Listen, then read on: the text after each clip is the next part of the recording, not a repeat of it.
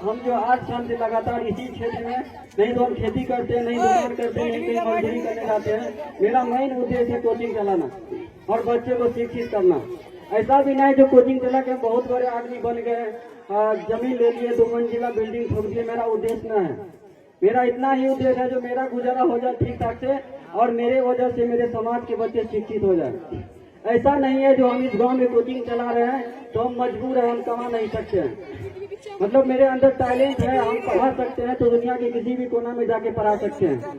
जब यहाँ पे हम कोचिंग खोले तो हमको बढ़िया बढ़िया स्कूल से, इससे भी बड़ा बड़ा शहर से ऑफर आया जो सर आप गाँव में क्या कर रहे हैं, आ जाइए पूर्णिया, यहाँ आपको अच्छा सैलरी देंगे, शहर में रहिएगा तो आपका भविष्य ठीक होगा।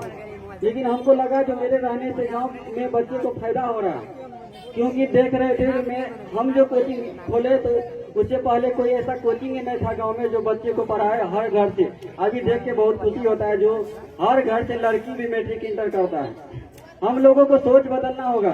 जिस तरीका से समय बदल रहा है, जिस तरीका से टेक्नोलॉजी आ रहा है, जिस तरीका से साइंस का दौर आ रहा है, चाहे कोई भी धर्म के लोग हो, अगर वो साइंस को नहीं अपनाएगा, टेक्नोलॉजी को नहीं अपनाएगा, लैपटॉप का अगर खोज हुआ है तो लैपटॉप बच्चा को सिखाना पड़ेगा। हम लोगों को अपनी सोच बदलना होगा। मान के चलो हम मुस्लिम हैं, मुस्लिम रहते हुए अपने ईमान के दायरा में रहते हुए हम लोगों को इंग्लिश का भी ध्यान देना है, कंप्यूटर भी सीखना है। अगर मिसाइल बनाने का जरूरत होता है मिसाइल बनाना है, हथियार बनाने का जरूरत होता है हथियार बनाना है, साइबर क्राइम सीखना है तो साइबर क्राइम सीखना है, बैंकिंग सीखना है तो बैंकिंग, नेटवर्क मार्केटिंग का दौर चल रहा है। केवल मजदूरी करने से या एक ही लाइन का शिक्षा प्राप्त करने से हम लोग कभी आगे नहीं बढ़ सकते हैं। हमको लगा जो हम लोगों के गाँव में दीनी तालीम भी ठीक ठाक था, लेकिन अभी शायद ठीक ठाक नहीं है। दीनी तालीम पे ज्यादा वर्चस्व बना लिया दुनियावी तालीम। हम जो अपना सोच बना के रखे हैं, आगे जो मेरा थॉट है, तो दीनी तालीम इतना ज्यादा अभी प्रचलित नहीं हो रहा है गांव में, धीरे धीरे पीछे जा रहा है। तो मेरा प्रयास रहेगा जो आइंदा से दीनी तालीम पे भी हम ध्यान देंगे। हम खुद तो नहीं पढ़ा सकते हैं, लेकिन ऐसा एक मॉडल तैयार करेंगे, ऐसा एक सेंटर खोलेंगे जहाँ पे दीनी तालीम हो और दुनियावी तालीम के लिए तो हम है, क्योंकि हम दीनी तालीम के एतबार से हमको ज्ञान नहीं है।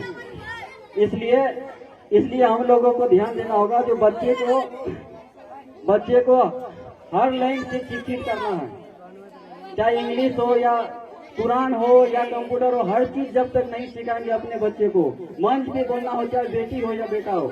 अभी मान के चलो किसी के बेटी को अगर बोलना नहीं सिखाएंगे, अगर उसको बेटा नहीं है, अपने पिताजी को किसी कारण हॉस्पिटल लेके चल गया, कहीं लेके चल गया, वो बेचारी किस से जाके पूछेगी।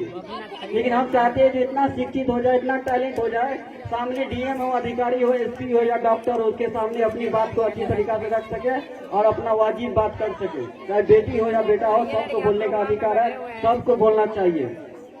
क्योंकि अगर हम अपना बेटा या बेटी को, देखो हम लोग का थॉट होता है जो बेटियों को क्या करेंगे, एक अच्छी मतलब गोदरेज दे देंगे, एक अच्छी पलंग बना के दे देंगे, अच्छा खासा दहेज देके यहाँ से भेज देंगे। हम लोग का मानसिकता केवल यही तक रहता। लेकिन आप जरा सोचिए, अगर सस्ता गोदरेज देके, सस्ती पलंग देके अगर बेटी को शिक्षित कर दीजिएगा, अगर वो काबिल बन जाएगी तो जीवन में उसको किसी के खेत में मजदूरी करने के लिए नहीं जाना पड़ेगा। अगर मैट्रिक इंटर की हुई बेटी रहेगी तो कहीं भी 10-20 बच्चा को पढ़ा करके अपना घर चला सकती है। अगर हम नहीं कहते हैं जो मुसीबत आ जाए, अगर खुदा ने खास्ता किसी बेटी के जीवन पे मुसीबत आ जाए तो दूसरे के खेत में उसको नहीं जाना पड़े, दूसरे के सामने उसको गिड़गिड़ाना नहीं पड़े और अपने टैलेंट के दम पे अपना घर को चलाने का हुनर रखे। इसलिए बेटी को हम लोगों को कमजोर नहीं बनाना है, बेटी को ताकतवर बनाना है। बेटी को चांद नहीं बनाना है जो कोई उसको घूर के देखे, बेटी को सूरज बनाना है, कोई अगर उसको घूर के देखना चाहे तो उसको चौकचौनी लग जाए। इसलिए बेटा बेटी में हम कोई फर्क नहीं समझते हैं, बेटा हो या बेटी हो दोनों को बराबर शिक्षा। लेकिन बेटा में एक कमी देख रहे हैं, जो बेटी देख रहे हैं अच्छा खासा रिजल्ट लेके आ रहा है, हर घर से बेटी का पढ़ने का लगन कुछ ज्यादा हो रहा है। लेकिन अपने गांव का एक या हर एक गांव का बात करेंगे तो उसमें देखते हैं नशीला पदार्थ की ओर लड़के जा रहे हैं। इस पे हम लोगों को ध्यान देना होगा। अगर इसी तरीका से हम अभी देखो माचिस पे लिखते हैं बेटी बचाओ बेटी पढ़ाओ, हमको लगता है माचिस पे लिखना पड़ेगा बेटा बचाओ बेटा पढ़ाओ, क्योंकि हर घर का बेटा नशा में जा रहा है। हम कोई किसी खास घर के लिए नहीं बोल रहे। इतना नशा आ गया, इतना खतरनाक नशा है जिसके लत लगने के बाद हमको लगता है अगर कोई छोड़ दिया है तो उसको दूसरा जीवन दान मिला है।